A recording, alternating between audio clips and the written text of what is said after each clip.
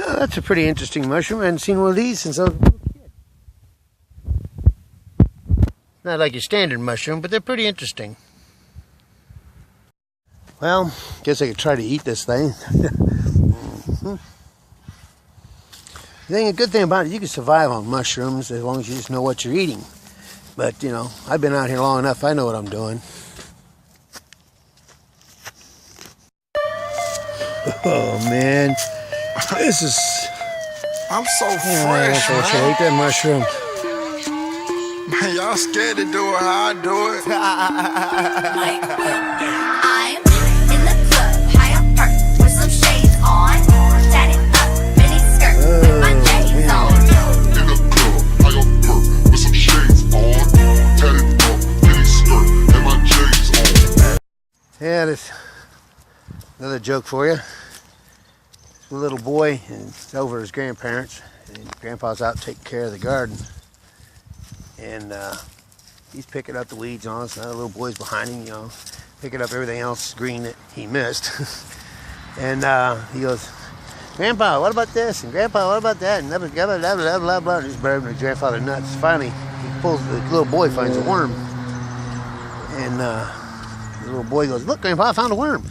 Grandpa says, "Well, this will keep him busy." He says, "I'll give you $10 if you can put that worm back in the hole you pulled it out of." So the little boy's sitting there trying to cram the worm in there, and the worm's wiggling all over the place. He can't get the worm back in the hole. It's wiggling. So the little boy goes in the house, comes back out, worm stiff as a board, sticks it right in the hole. Whoop. And then he goes, "Well, Grandpa, I got $10. And Grandpa says, "That was pretty good. How'd you do that?" And he goes, "I went in the house, got Grandma's hairspray, and sprayed him down with that." "Well, that was good thinking." So they're going for a little bit, and then Grandpa says, "Well, you stay out here and stay in the yard where I can see you, and I'm going to go in the house take a nap."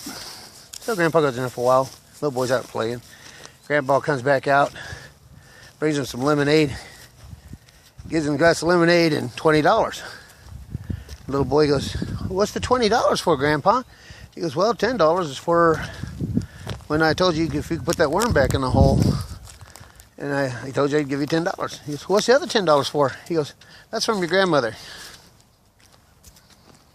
Arm up, camera up. That's the way I like to vine. Yeah, I remember when I was a kid, my parents used to take me everywhere, man. They'd take me to the beach, they'd take me to other states and stuff and go camping way out. I mean, middle of nowhere in the sticks. And I'd still find our way home. Well, here's another joke for you. This couple's having a baby, and the doctor tells them about this new machine when they go in there to have the birth. It says, "Got this new machine we could hook you up to, and it takes some of the pain off the mother and puts it over on the father. So this way you both can experience childbirth and release the pain off of her, and lets a man know a little bit about what it's like to give birth." Father, his husband and wife there, and they agree to it. They sign the papers. So they hook her up to the machine, and they start the childbirth. You know, she starts dilating and everything else, and she starts hurting a little bit. So doctor turns it over to 5. The guy's going, "Doc, I'm not supposed to be feeling something." He goes, "Well, most men at this point are already in tears, just 5% of it." And he goes, "I don't feel anything." So the doctor turns it up to a 10. He goes, "Yeah, this will put 10% of the pain over to the father anyway." He says, "But this should really have you hurting." And he goes, "No, I don't feel a thing." Well, the wife's starting to hurt a little bit, because, she's pushing a small human out of her body. I mean, I don't know why women complain about that. But anyway, he turns it on up to 30%. And he goes, "I can't believe this." He says, "This should be killing most fathers." And the guy's going, "I don't feel a thing." And the woman's feeling a little better now because 30% of her pain's gone. The guy says, "Well, I'll tell you what, I don't feel nothing." He says, "I'll go ahead and turn it up." And the doctor says, "Don't, that'll kill a man." And he goes, "No, I'll turn it up." And he goes, "No, don't do that, it'll kill you." And he whips it on up to 100%. Guy didn't feel a thing. You got a doctor says, "Man, you have a high threshold for pain." He says, "It doesn't bother me." He says, "I can handle things."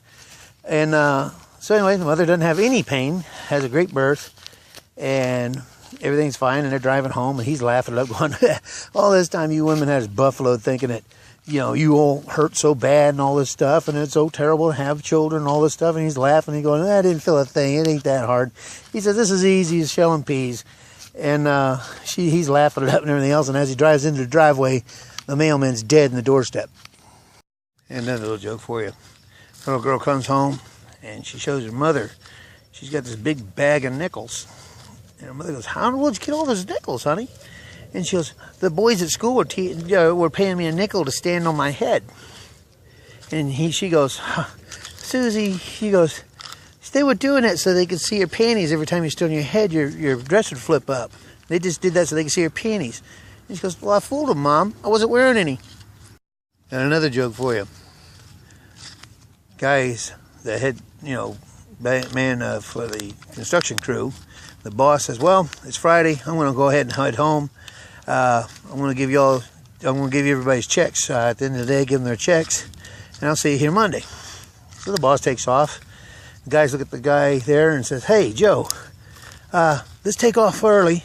He won't know. Let's cash the checks, and we can go hit the bars or whatever. And he goes, "Nah." He says, "But we'll go home early. I'll give you all your checks, but I'm going to head on home." So he goes home and sees his boss's car sitting there in the driveway. He's like, "What the hell?" So he drives off. Next week, he does the same thing. Boss says, "Hey, I'm going to give you all the checks. You finish out the day, give them in their checks, and I'll see you on Monday." So the guys did the same thing again. "Well, Joe, let's go ahead and give us our checks. We'll head out early. The boss won't know. He didn't know last week." He says, "And we can leave early." And he goes, "No." He says, "Last week I almost got caught." Yeah, when last August my dad passed away.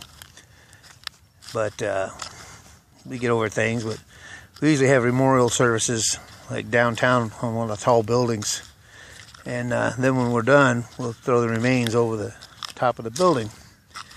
And we used to do that for a while until last time we did it. And some policemen came upstairs and they said, "Well, we don't mind you doing that, but would you please cremate them next time?"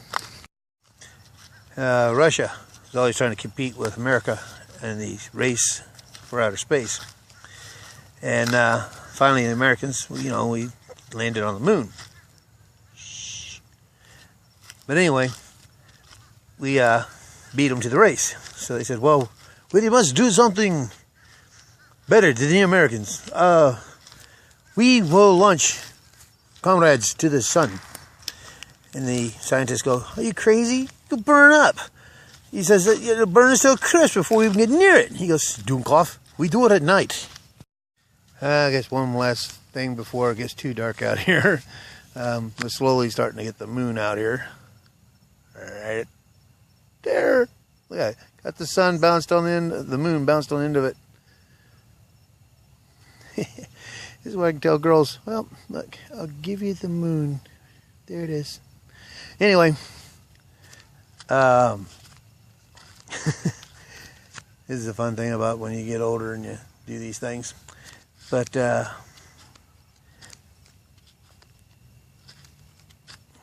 anyway, I was going to say something. I forgot what it was. That's part of being old. You forget things. Oh shit! I ain't got no pants on. Well, one more joke before it gets too much darker. Yeah, look at the moon right there on the edge of the moon, and I'll pull it down. See, get the moon. Come here, you little bugger, and come down here. Push it back up. That's kind of cool. Anyway. The thing is, I was going to tell one more little thing about my parents. They used to spend time with me a lot when I was younger, teaching me how to swim and everything. And my mother mainly was the one who did all that. But they'd take me out there on the boat. They'd toss me out of the boat. And I'd swim back behind the boat. Then they'd take me out further into the lake, toss me out again. Of course, I'd follow the boat back again. Then after a while, they'd go way out and toss it out, toss me out. And I'd swim back again. But swimming behind the boat wasn't hard at all. It was getting out of that sack. Yeah, this guy's driving with his girlfriend down the road in the snow. His tire goes flat. So he goes outside and starts changing the tires and all this, and he's working with the lug nuts and the wrenches and all that, which is metal, and his hand starts freezing, and so they start stinging. So he comes back inside the car for a few minutes just to warm his hands up by the heater. And she goes, well, do you, your hand's really cold right now? And he goes, yeah. She goes, well, put them here between my thighs. So she picks his hands, puts them there right between her legs, and clamps her legs down on it. Her legs are all nice and warm. Warms his hands right up. So he goes outside and he finishes the job, puts the flat tire in the trunk, closes it, gets back in the car, and she looks him right in the eye and goes, "Are your ears cold?"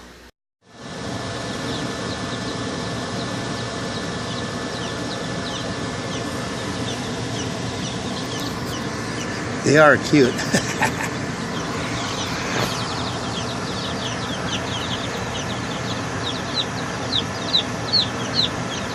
Just hanging out with the chicks.